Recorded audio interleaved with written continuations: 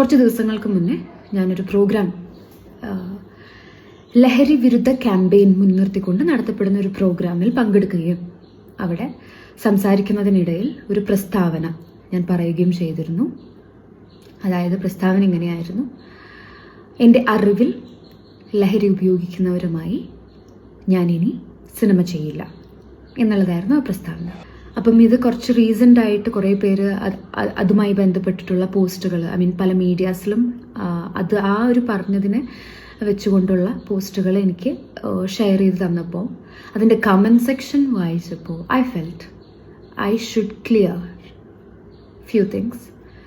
അതായത് ഞാനൊരു സിനിമയുടെ ഭാഗമായപ്പോൾ അതിലെ ആർട്ടിസ്റ്റ്, ആ സിനിമ ഹോൾഡ് ചെയ്യുന്ന one of the main artist, ആ ആർട്ടിസ്റ്റിൽ നിന്നും കിട്ടിയ എക്സ്പീരിയൻസ്, അദ്ദേഹം ഇത് ഉപയോഗിച്ച് മോശമായ രീതിയിൽ പറഞ്ഞാലും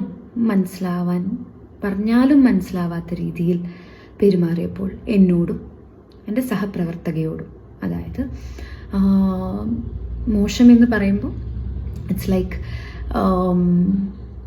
ഭയങ്കര, ഫോർ എക്സാമ്പിൾ എൻ്റെ ഡ്രസ്സിനൊരു പ്രശ്നം വന്നപ്പം ഞാനത് കറക്റ്റ് ചെയ്യാൻ വേണ്ടി പോയപ്പോൾ ഞാൻ വേണമെങ്കിൽ റെഡിയാക്കി തരാം എന്നൊക്കെ പറയുന്ന രീതിയിലുള്ള, അതും എല്ലാവരുടെയും മുന്നിൽ വെച്ച് പറയുന്ന രീതിയിലുള്ള തരത്തിലുള്ള പെരുമാറ്റവും ഭയങ്കര ബുദ്ധിമുട്ടായിരുന്നു. സഹകരിച്ച് മുന്നോട്ട് പോകാനായിട്ട് ഭയങ്കര ബുദ്ധിമുട്ടായിരുന്നു. വേറൊരു ഇൻസിഡൻറ്റ് പറയുകയാണെങ്കിൽ, വെൻ ഐ എം ഒരു ഷോട്ടിനല്ല, നമ്മൾ സീൻ പ്രാക്ടീസിങ്ങിൻ്റെ ഇടയിൽ spitting some kind of white powders on to the table. So ഭയങ്കര എവിഡൻ്റാണ് ഇത് ഉപയോഗിക്കുന്നുണ്ടെന്നുള്ളത്, സിനിമ സെറ്റിൽ ഉപയോഗിക്കുന്നുണ്ടെന്നുള്ളത്.